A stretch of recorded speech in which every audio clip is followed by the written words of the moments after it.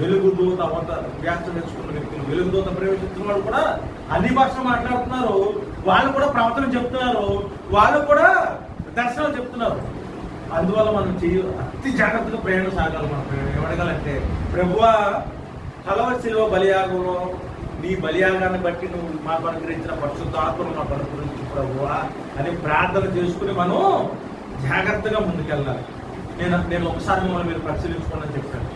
వాళ్ళకి ఏం చెప్పాను, మీ దగ్గర దేవుని ఆత్మే పనిచేస్తుంటే ఈ మాట ఉంటుంది. మీ దగ్గర నీ శరీరాన్ని నువ్వు అపవిత్రపరచుకోవు, నీ హృదయాన్ని నువ్వు అపవిత్రపరచుకోవు, నీ తలంపులను నువ్వు అపవిత్రపరచుకోవు, నీ చూపు నువ్వు అపవిత్రపరచుకోవు, నీ ఆలోచన నువ్వు అపవిత్రపరచుకోవు. నేను అపవిత్రపరచుకుంటున్నానని చెప్తూ కూడా దేవుని ఆత్మ పనిచేస్తుందంటే అది కాదు కాదు కాదు. అక్కడ పరిశుద్ధ ఆత్మ పనిచేయట్లేదు, లోకానికి సంబంధించిన ఒక ఆత్మ పనిచేస్తుంది. ఎవరు పనిచేస్తున్నారు? లోకానికి సంబంధించిన ఒక ఆత్మ అక్కడ పనిచేస్తుంది.